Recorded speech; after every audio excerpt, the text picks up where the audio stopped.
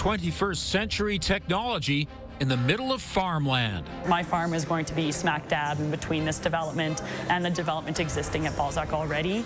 The battle over a proposed data center. Alberta in last place for education spending. We have been the least funded in terms of the amount of money that school boards have to spend on students for many, many years. How kids are affected by it. And a father's life saved thanks to his daughter. We talk about organ donation being that gift of life, and it is. Spreading the word about living organ donors. CTV Calgary, local breaking news with Ian White. People signed up for a public hearing in Rocky View County Council chambers today over a controversial data center proposed for the area. Jacqueline Wilson joins us from Rocky View County. So, Jackie, what exactly is this project? And so the proposed development site is about 450 hectares of land. It's just east of Balzac here, along Highway 566 and Range Road 282. And so what the proposed development is multiple data centers at this point as well. It could include a power generation facility once the project enters that second phase. The developer, Connect declined an interview before our deadline, but in a statement, they say that the project will have substantial long-term benefits to the county's fiscal position, saying that it could generate up to $14 million in annual tax revenue. However, some of those who live in the area are concerned for their property values. They're worried about potential health impacts. They're worried about to people and other animals. They're worried about water. They say it could also be an eyesore. My farm is going to be smack dab in between this development and the development existing at Balzac already. We've already had our share of developer problems with dirt dumping, with water well issues, with water runoff and pumping illegally onto our land from reservoirs that weren't made big enough from these projects. This is an important project for Rocky View County and for Alberta to be part of the growing AI infrastructure that's taking place. And so speakers have been talking since about 9 o'clock this morning inside council chambers. They are still going right now. And I just spoke to someone who's inside. They still have a couple more to go tonight. So at this point, we're unsure whether council will actually vote tonight or they might postpone it until tomorrow. But of course, we'll keep you updated with the latest. Back to you. Interesting debate. Thank you, Jackie. A group of Springbank Hill residents received some good news today. They've won their fight to delay a rezoning decision. A land use amendment is needed for the proposed Augusta Villas. The group says the 42 luxury townhome development will overwhelm their community. They were also asking for the rezoning discussion to be delayed until after the municipal election because Ward 6 doesn't have a councillor right now. That request was approved by council this morning, and the public hearing will now happen in January. Photo radar is returning to another Calgary intersection to help reduce crashes in high-risk areas. Starting October 6th, the camera will be reactivated at 16th Avenue and 10th Street Northwest. It's the same intersection where 20-year-old Arjun Singh Gill, the son of a former MLA, was killed after crashing his motorcycle into an SUV. So far this year, there have been 25 fatal collisions in Calgary, including 5 fatal motorcycle crashes. 2 other intersections were previously approved by the province. One in the northeast at 16th Avenue and 68th Street, the other in the northwest at Highway 1A and 12 Mile Cooley Road. A 59-year-old woman ended up with serious life-altering injuries after a crash in the northeast Monday afternoon. Police say the man driving a cube van was heading north on 36th Street when the woman on the e-bike entered the intersection from 20th Avenue. Police haven't indicated who had the right-of-way. Investigators would like to hear from anyone with more information or dash cam footage related to the incident. With a potential strike looming, the Alberta Teachers Association continues to fight for more funding from the province to address classroom sizes and spending. According to a study by the Fraser Institute, Alberta ranked last in K-12 spending per student across Canada during the 2022-23 school year. The province investing just under $13,500 per student. The next lowest was Newfoundland and Labrador, spending almost $700 $100 more. Teachers are seeking increased wages and want more to be done to address ballooning classroom sizes. The ATA says the norm has become for class sizes to be in the 30s and 40s. We have been the least funded in terms of the amount of money that school boards have to spend on students for many, many years, almost a decade. And that chronic underfunding, when we've seen such high enrollment growth, is leading us to the crisis in education that we have right now. Finance Minister Nate Horner says with a projected deficit this year and lower oil prices, the province feels the proposed deal respects teachers and class sizes. 150 years ago, the Northwest Mounted Police arrived at the site where the Bow and Elbow Rivers met and established Fort Calgary. But the region has a long Indigenous history, and ahead of this year's National Day for Truth and Reconciliation, curators at the Confluence are sharing those stories too. Kevin Fleming reports. The Confluence, formerly known as Fort Calgary, is commemorating the arrival of the Northwest Mounted Police 150 years ago with a new exhibition. It contains archival documents and real writings from some of the officers who called the fort home. We have everything from original cannonballs to letters to imagery, maps that really tell the story in depth. Jennifer Thompson says the exhibit tells a story of hardship, but the museum also provides a reflection of events that took place in the late 1870s from an Indigenous perspective. This is about truthful stories, telling a broader perspective, and honoring Indigenous peoples who were majorly impacted by the coming of the Northwest Mounted Police. The confluence of the Bow and Elbow Rivers has been used by Indigenous peoples for generations, and their story is also told in a newly renovated space. Coming into this new exhibit especially, there's a lot of history here that's being told through the eyes and through the truths of the First Nation communities around Calgary. Blair Cunningham is organizing a circle camp for September 30th, inviting Treaty 7 members to raise their teepees. We have approximately 30 teepees right now that will be raised on that day, so it is an exciting time. It's to also represent that the Indigenous people were here long before the Northwest Mounted Police, and they were here, they're still here, and they will be here forever. Kevin Fleming, CTV News, Calgary.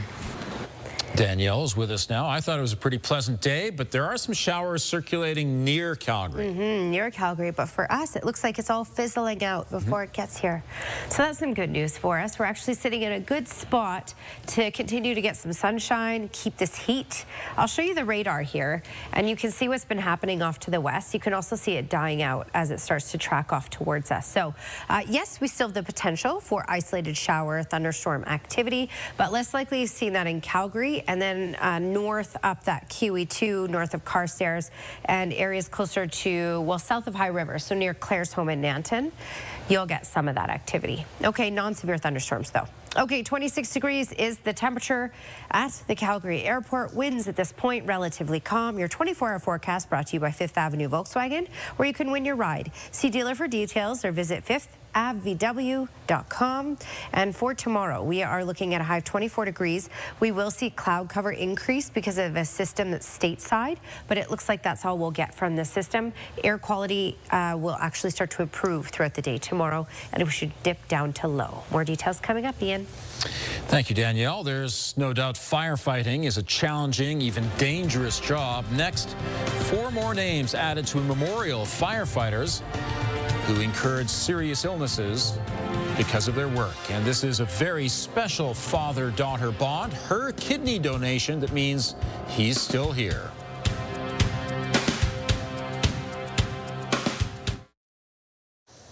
A memorial service today for Calgary firefighters who have died in the line of duty. 4 names were added to a tribute plaza in front of the municipal building today.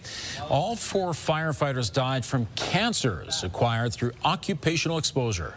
Since its inception in 1885, Calgary has lost 81 firefighters in the line of duty. You know, it is kind of nice when the heat lingers into September and you get a few days like that. Yeah, and for the rest of this week, we're still going to be on the warmer side of things, above normal, but we're going to start our slow decline. That starts tomorrow. Oh, boy.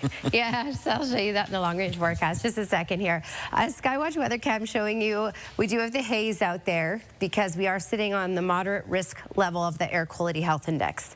So that's a lot of haze, a little bit of smoke, and some cloud cover out there at this point. Check out these temperatures. I mean, considering it's September now, 30 degrees in Medicine Hat. Edmonton actually got to 30 earlier today and is now at 27. For us here in Calgary, we're at 26. And for Calgary, a normal daytime high for this time of year is 18. So we're above normal, absolutely. And you can see the heat pretty much 30, Drumheller in through Brooks and over to Lethbridge. We're going to slowly decline. So it won't be a massive quick decline, which is good news for us. We'll slowly get used to some cooler temperatures that will start to build in, especially by the weekend. Okay, so when we look at radar and satellite, you can see that there is a lot of activity going on, isolated pockets of showers and thunderstorm activity. A lot of this activity, as you can see, is dying out before it gets to Highway 2, QE2. I'm going to zoom in to show you that, and you can see what's been happening here. So there was thunderstorm activity just to the west of Calgary, and now this is fizzling out. But some of it is making its way over to the QE2 and to Highway 2. So Claire's home, Nanton, seeing a bit of this activity. So this is the story. Up until about 9 o'clock tonight, we all have the potential in southern Alberta, especially all the way up to areas along that QE2, Highway 2, Calgary included, of getting any sort of shower or thunderstorms. Okay, I'm going to advance this. And then for tomorrow, what we have is a system that's going to push in from the south. It's a stateside system. It's going to impact the far south for sure, but for us here in Calgary, it's really just going to push in some cloud cover. It may get a little breezy as well. Later in the day, because of this system, it'll force winds up the mountains, creating that instability. So more thunderstorm and shower stuff building into the west. But this will fizzle out again as it tracks off. So it looks like Calgary, once again, will be in the clear for tomorrow. And then Thursday looks like a quiet day overall, as you can see here. We may even pick up some significant rain, somewhat significant anyway, on Friday and Saturday, which we'll talk more about in that long-range forecast. All right, some smoke dipping in once again for this evening and through tomorrow morning, and then it will start to lift out. So that should bring us to moderate. We're already at moderate, but the higher part of moderate, so 6. And then by late day tomorrow, we should be down to the lower risk part of that air quality health index. And so for Thursday and Friday, we should have better air quality. 24 degrees for tomorrow, small risk of seeing any sort of isolated shower, just some cloud cover and a little breezy. Mid-20s also for Thursday, quiet, mainly sunny day. And then for Friday and Saturday, we're looking at on and off showers, especially later in the day, and 1 to 3 millimeters possible for both of those days, with, as you can see, those daytime highs slowly declining to those lower 20s.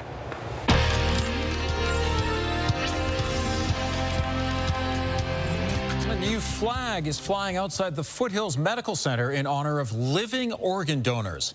It's a tribute to all those who improve the lives of others while carrying on a normal life themselves. Stephanie Thomas has more.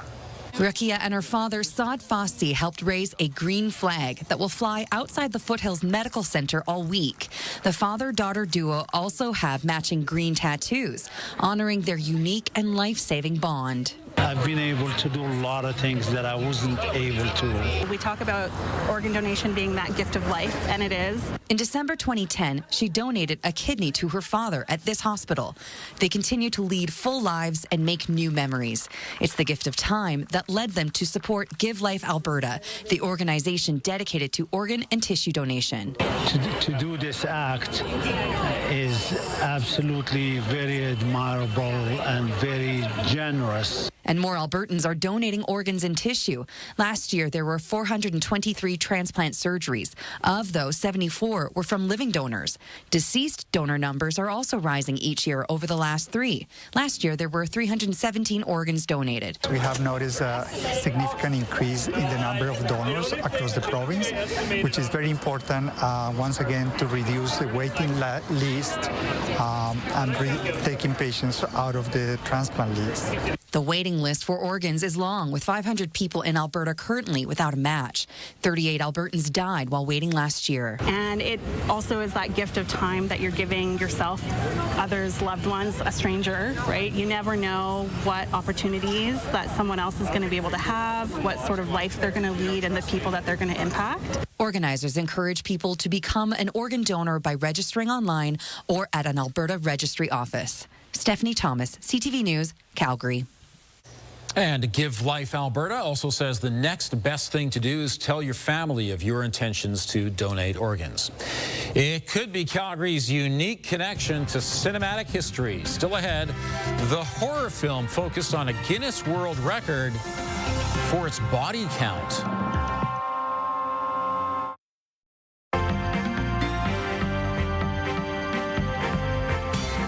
Deal today in the Canadian mining sector. Joining me is Robert Geary, investment advisor with the Popwich-Carmali Advisory Group. So how did the markets close out the trading day? Yeah, we had an interesting one on the trading day here, Ian, as we hit all four major indices in the U.S. and the TSX hit all-time record highs here today, and that's the first time in almost a year that that's happened. So we had a bit of a Labor Bureau revision to some jobs numbers, which showed a lot more weakness than expected further back over the last 12 years. So they're stating that, again, we're looking for a rate cut next week. And a Canadian company is at the center of a merger in mining today. Yeah, this is Teck Resources, and this has been kind of an ongoing rumor that this could happen, and this was a merger with Anglo American out of the UK, and this is a big merger worth $50 billion, and they're stating that they're going to keep the headquarters in Vancouver here.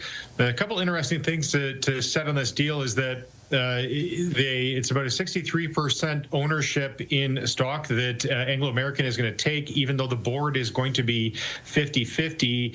Stock up is up on Teck Resource 11.5%, but they're going to be stating that, hey, maybe there is more room on the table and the price may need to go up. So we'll have to see if shareholders actually vote on this stock deal. Also, Apple revealed some new products today. How did the stock fare after that? Yeah, this is the kind of the Super Bowl for Apple on their unveiling of new products, and you watch the stock as they talk on that live event, and investors were saying, hey, they were fine with some of the wearables of the iPods and the iWatch, but as soon as the iPhones, the new unveiling of the new thin iPhone and the new iPhone 17 came out, stock started to decline, saying, hey, this was kind of lackluster. They'll probably have to wait another year to get their advancements in some of their AI tech involved in their phones, and that kind of looked at the stock price today, saying, hey, lackluster, we needed to see something else in this. It was down 1.5% in the trade today. Very demanding crowd. Robert, thanks very much. Yeah, appreciate it. Alberta's business community has laid out its priorities for the upcoming municipal elections. The Business Council of Alberta put the report together. The organization is made up of 7 real estate developers and 4 other businesses, including Canadian Brewhouse, Fountain Tire, and Atco. The group wants better law enforcement and strategies to deal with addictions and homelessness, including more housing. It also wants simplified permitting to build more homes and wants council to foster more development without raising taxes. The Prime Minister and his Liberal caucus have arrived in Edmonton for 3 days of meetings. MPs will be mapping out their plans for the fall sitting before Parliament resumes on Monday. Alberta's Premier will be meeting with the PM tomorrow. Danielle Smith is expected to reiterate her policy demands. A Calgary DJ has been locked out of his Facebook and Instagram accounts for months. Here's Tara Nelson with a look ahead to CTV News at 6. Ian, the DJ says he was wrongly flagged for violating the platform's community standards on child sexual exploitation and nudity. As you can imagine, he's very concerned, and it's happening to tens of thousands of people. Coming up at 6, what's responsible for those false flags, plus the impact it's having on content creators. Also ahead, an Airdrie family is urging Ottawa to approve new Alzheimer's drugs. Coming up, you'll hear their story, plus Health Canada's response. Ian. Thank you, Tara. The National Access Arts Centre has received a big boost in its capital fundraising campaign. We're on track to be able to open those in the first quarter of 2027. Shows how the old Scouts building on Broadview Road Northwest will be transformed into an arts campus for those with disabilities. A donation of $1.5 million is coming from Al Austin and the late Buddy Victor. The family of the late Juan Lee is giving $1 million. That organization has now raised $17.8 million of its $30 million goal. A Calgary horror movie is attempting to break the Guinness World Record for highest slasher death count in a feature film. Until There Is One follows a group of people trying to survive a night locked in a room with a serial killer for the chance to win $1 million. It's written and directed by Calgary actor and producer Douglas Vermeeren. An open casting call allowed anyone to apply to be one of the victims in the crowd-funded film. Vermeeren says the previous record is 155 kills, and he expects more than 2,000 in his movie. He's been working with Guinness officials on the parameters. And then what they do is they bring someone, sometimes to the set, certainly to a premiere, and they verify it. And if we beat the record, then they then present that certificate to us. And then, of course, every participant that's part of it, as an actor or crew member or what have you, they'll get a certificate saying that they are part of the record holding. Until There Is One is expected to be released in some theaters and on streaming services next spring. We're looking at the possibility of showers, especially as we get closer to the weekend, but perhaps some of the haze will dissipate. Right now in Calgary, hazy sky, 26. Danielle has details coming up. So a couple more pleasant days before the possibility of some showers later in the week. Yeah, a decent rainfall for Friday and Saturday, absolutely. 1 to 3 millimeters, especially late Friday and through Saturday. But for now, a lot of that activity that's happening off to the west of us is fizzling out before it gets here. So still a small chance of an isolated shower in the city up until about 9 o'clock. 26 degrees is the temperature right now, which 18 is what's normal, and will slowly decline a degree or two each day, as you can see here. Thursday looks bright and sunny, but then Friday, yes, later in the day, 1 to 3 millimeters possible. Thanks, Danielle. CTV Calgary, formerly known as CFCN TV, is 65 years old today. When completed, Canada's first independent television station will be housed in the most modern radio and TV building in Canada. After months of construction, CFCN was ready to serve Calgary and southern Alberta. When viewers tuned in on September 9th, 1960, they saw owner H. Gordon Love officially launch the station, followed by a 30-minute newscast and a couple of movies. Since then, CFCN TV grew up along with Calgary, covering all the major events, and we were entertained too. Buckshot with Ron Barge and puppeteer Jim Lewis ran for 30 years. Coming up at 6, former CFCN employees reminisce about the station's earliest days. Thank you for joining us. Now here's the early edition of the CTV National News.